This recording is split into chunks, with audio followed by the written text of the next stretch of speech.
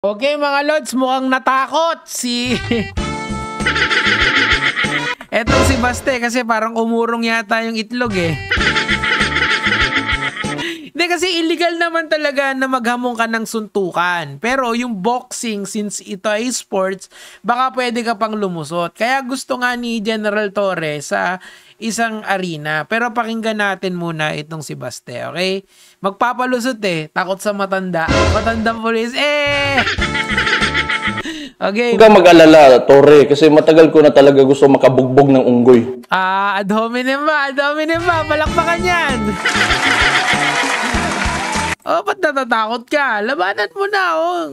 3 suntok lang yun, tulog na. And by the way, yung kumakalat daw na video, according to sila din, yung sa Davao Information Center, dating video na daw yun ni Baste. Bata pa siya noon. Okay, tuloy natin. Kung gusto mo lang talaga ng suntukan, bakit kailangan mo pa ng charity? Hindi kasi nga illegal makipagsuntukan ng challenging to a duel, di ba? So, para legal yung gagawin nyo, gawin yung boxing, may referee, may medic, lahat na. Para hindi kayo magkapatayan. Ikaw naman, Boy EJ. Ano ba yan?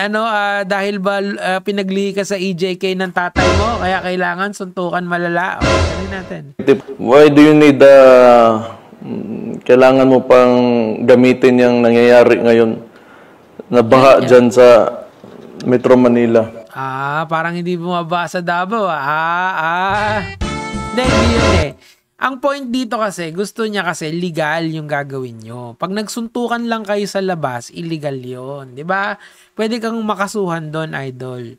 Hindi kasi, alam nyo kasi problema dito sa mga Duterte talaga. They really like putting the law into their own hands. Real talk, yung ginawa ni General Torre is a loophole para legal yung gagawin nyo. 'Di ba? May referee, may announcer, may charity event, may medic, lahat para safety ng tao. Okay? Gusto mo yata, iba yata gusto mong gawin, idol eh. Dinimanda nyo na nga, ganyan pa rin kayo. Ay, natuloy. If you're really serious about this, kung gusto mo yung charity na yan, and you've laid some conditions, then let me lay my own conditions. Ano yan, idol? Ano yan? Pakinggan natin.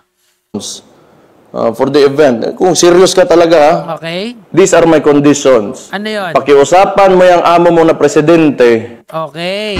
Mukhang alam ko na kung saan pupunta to Albert, 3 palakpak na ang sasabihin niya is magpapadrag ka si Marcos. Pustahan tayo.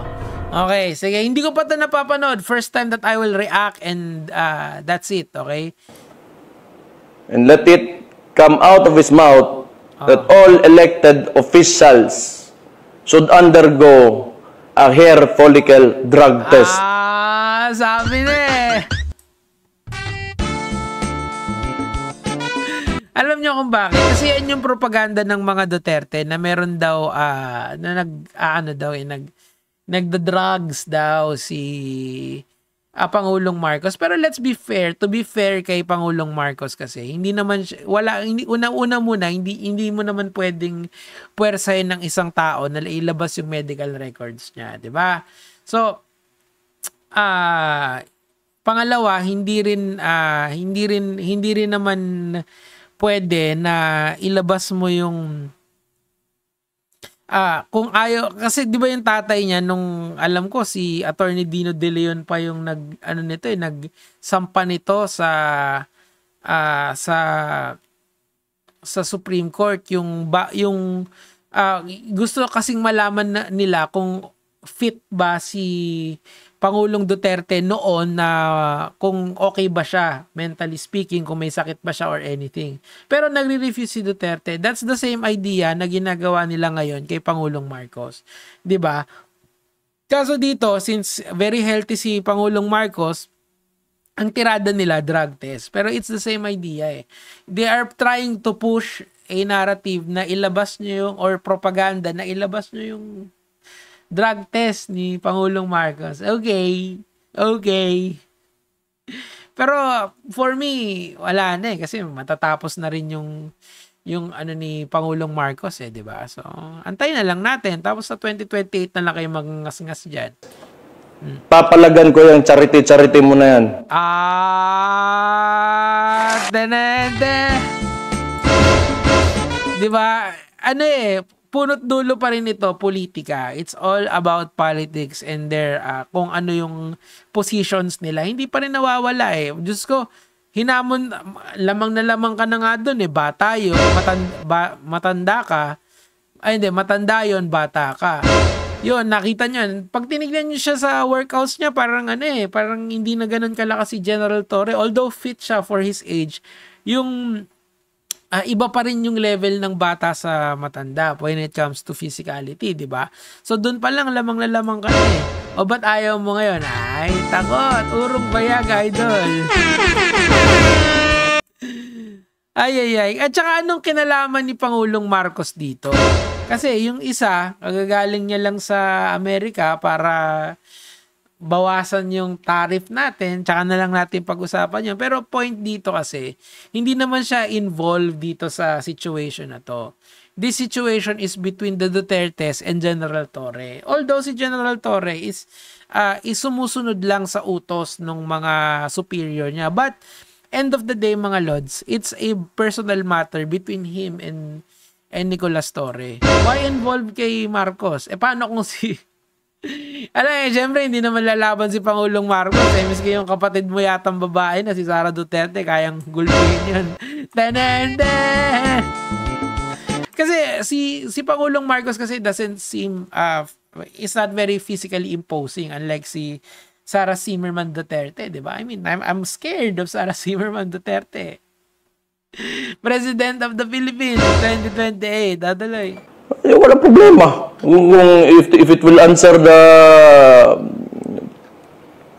the issues nitong bansa natin. Una, ang nagpakalat niyang balita na yan, yung matandang Duterte, yung tatay niya, bangag si Marcos, gumanon siya. Pero nung hinahanapan siya ng ebidensya, parang wala na naman siyang makpakita. So, ang point dito, kung ako sa inyo, i-let go nyo na yung issue na yan. Kasi non-issue na yan eh, yung mga ganyan. Ano na yan eh, matatapos na nga